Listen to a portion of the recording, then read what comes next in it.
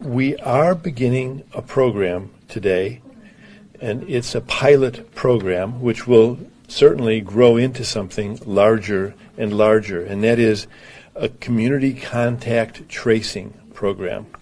We've done contact tracing all along. That a contact is a person who's been exposed to someone that we document to have the COVID infection. When we find someone who has a COVID infection, those people are immediately isolated. But we also work with them to figure out who their contacts were. Luckily, because you have been doing such a great job of cooperating and staying indoors, staying isolated, it used to be there were 10 contacts, at least, for every patient that we would find. Now, it looks like there are probably only 2 or 3 or 4 contacts, not surprisingly, because most people have been staying away from others. And that's good news. But the purpose of this program is to bring on people. We're going to start with 10 people. We may bring on up to 50 or even more as the program grows and as we see the needs for it. As we do more testing, we will find more and more people who have COVID-19. And again, we'll isolate every one of them, and we will find every one of their contacts, and we will make sure that they stay quarantined, and we'll check in with them every day.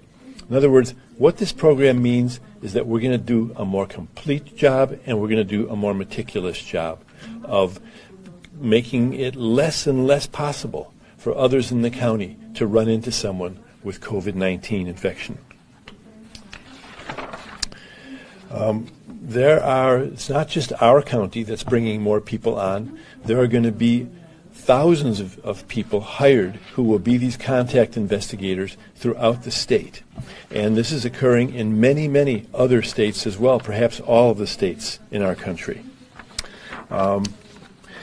We will be giving intensive training to these people, training not only for identifying and finding contacts, but also in terms of how to be sensitive about doing it.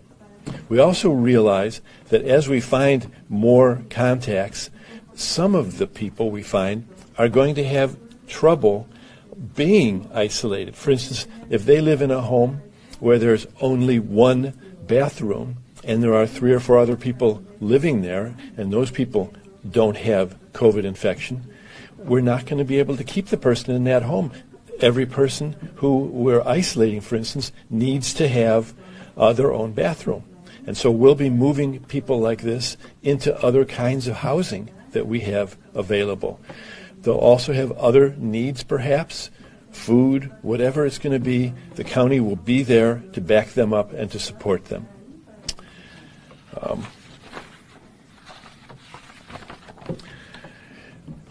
We just talked about going from phase 1 into phase 2.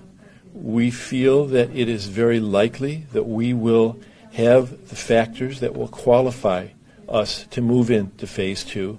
And what this means is that we will be able to liberalize some of the segments of our daily life here in our county